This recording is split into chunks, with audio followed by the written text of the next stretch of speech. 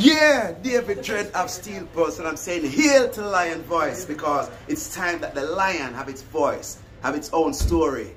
Says I'm stepping out here, hear me now. Yeah, the lion's voice. Raw. The fittest of the fittest shall survive. My people, open your eyes. Wake up. Blessed love, this is Queen Omega representing for all lions and lionesses. With the lion's voice, we come to tell our story. Rastafari, live it. Hey, the lion's voice, Rastafari.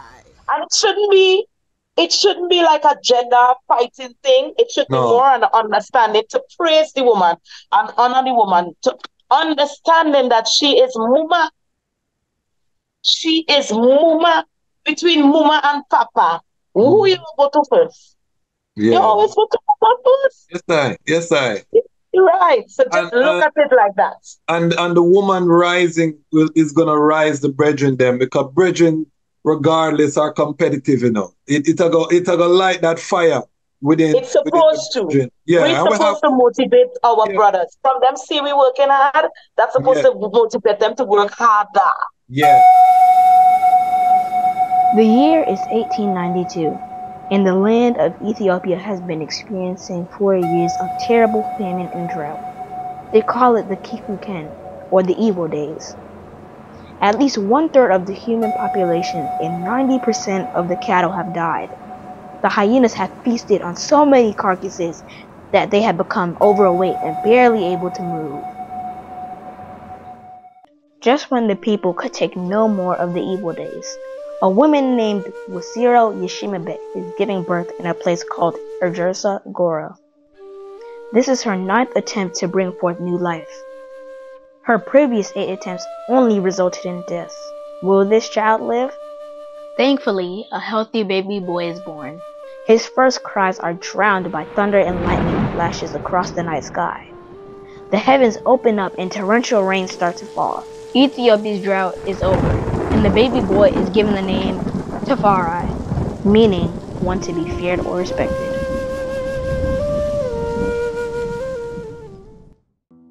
Tafari's father, Ras Tafari, is a very important man in 1892 Ethiopia. Although he is overjoyed at the birth of his newborn son, he cannot spend much time with him. Ras Tafari is the governor of Harar and must get back to the famous walled city to deal with its affairs. Furthermore, he is the foreign minister of Ethiopia, and having traveled to different places in Europe, he is very aware of the material and military advances they have made and the looming threats they pose to his country. Ras Tafari knows that the majority of Ethiopians have no idea what is coming, and that he has to work that much harder to secure the realm. Tafari would grow up to become the legendary emperor, Haile Selassie I. To understand his journey, we must first understand the Ethiopia that he was inheriting and what it was like when he was born in 1892. Get your copy of Kwasi Bansu's book, Haile Selassie I, Ethiopia, Volume 1, The Rise of the Priestly Warrior Kings, and increase your knowledge about the history, politics, and culture of Ethiopia in 1892, and how it connects to the rest of African and world history at the time. Haile Selassie I, Ethiopia, Volume 1 is available for purchase at www.bookmanexpress.pub. Please visit for more information.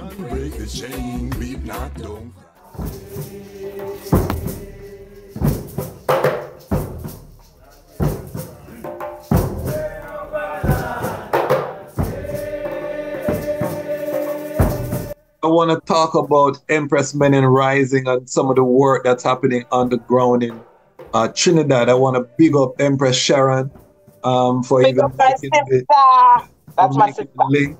And, you know, I've been following the works in Trinidad. Speak to I and I about, you know, what's happening with the sister and them underground there in Trinidad. And I saw a video with your beautiful family.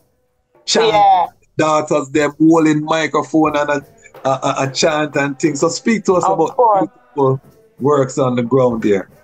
Well, give thanks for Empress Menen Rising. You know, in Trinidad we have so many different you know, we have diversion and everything. Even within religion, we have diversions. And within Rastafari, we have all the sects. We have Bobo Shanti Naya being the 12 tribe Orthodox. And then we have an organization with all of them coming together called All Mansions. Yes. And within all these organizations, you find still sometimes, you know, within Rastafari, you can still see works need to be done. And I think that's where the Empress Men in Rising come in, because we as women, we know how to get things done. Women were always organized first.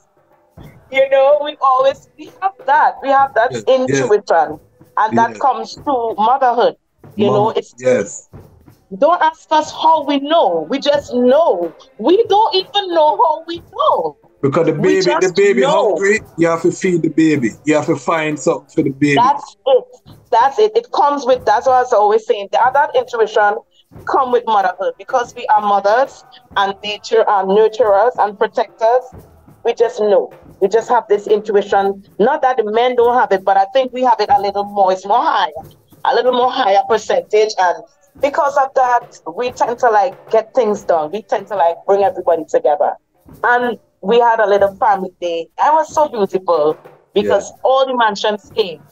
And we have not seen something like that within Trinidad, within the Rastafari community in a long time. And that shows the power of the womb man. Because we are man, but just the man with the womb, right? And I feel good to be part of the Empress Men in Rising, because now is the time for whatever the man could do or didn't do or would do or shouldn't do. We are here. We are here. There is a part in the scripture, the Almighty said, if man doesn't want to praise him, he would put bread into stone. Yeah, right. It's a parable, meaning to say that the works must be done. Yes. And if somehow during time, we could see that the man get weary. We understand what takes place with our brothers. That's how we talk as Rastafari empresses. We understand what takes place with the brother. Okay. Right? It mash we up. We understand. But here we are now to take somebody's slack, to take somebody's weight, so that our children would not suffer. Yes. Because we need to teach them. If the man can't do it, or he didn't do it, or he couldn't do it for whatever reason, here we are.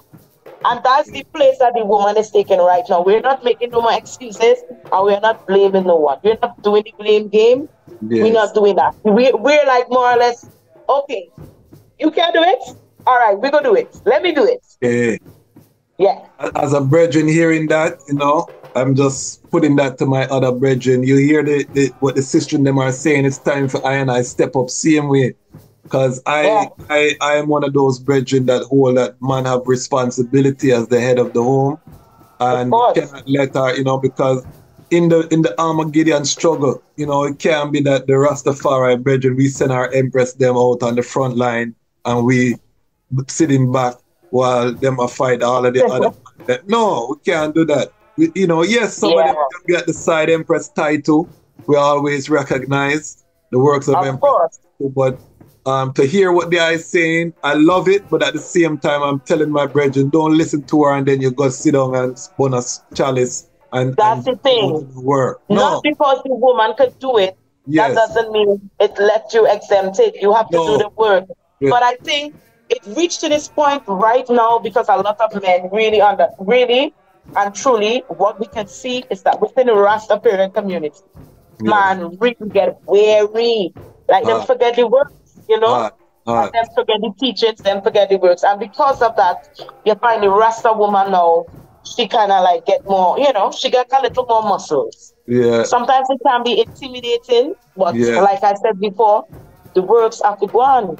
It have to go on. The works have to go on. And it shouldn't be like a gender fighting thing. It should be more an understanding to praise the woman and honor the woman, to understanding that she is Muma. She is Muma. Between Muma and Papa, who you go to first? Yeah. You always go to Papa first. Yes, I. You're right. So just look at it like that. And the woman rising is gonna rise the brethren them, because brethren, regardless, are competitive, you know. It go light that fire within. It's supposed to. Yeah, we're supposed to motivate our brothers. From them see we working hard, that's supposed to motivate them to work harder. Yeah.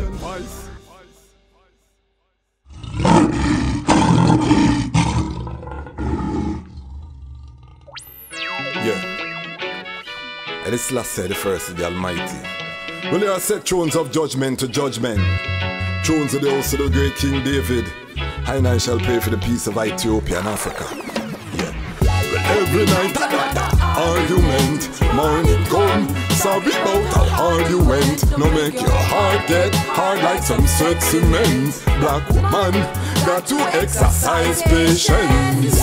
Every night another argument. Morning come, sorry about a argument. No make your heart get hard like some sexy men. Black man got to exercise patience. Got to change the frequency. Seems like we disagree frequently. Mama shopping spree interfere with school fee. Daddy they a dance a floss for Hennessy. Every night them fight mostly over money. Who gonna stand up fight for the family? Haile Selassie, might of the Trinity. Gone with his queen with a baby in her belly. Still every night another argument. Morning come, sorry about a argument. Now make your heart get hard like some sexy men. Black woman got to exercise patience. Every night another argument. Morning come, sorry about a argument. No make your heart get hard like some sexy men. Black man got to exercise patience. There's no need to raise your voice. Let's live in a one harmony. Together we can make that choice to live as one family. And please don't disturb the children's sleep. Be careful what you say, remember words cut deep. Sometimes it's better if you just sit in silence. Time to end this cycle of violence. Well then.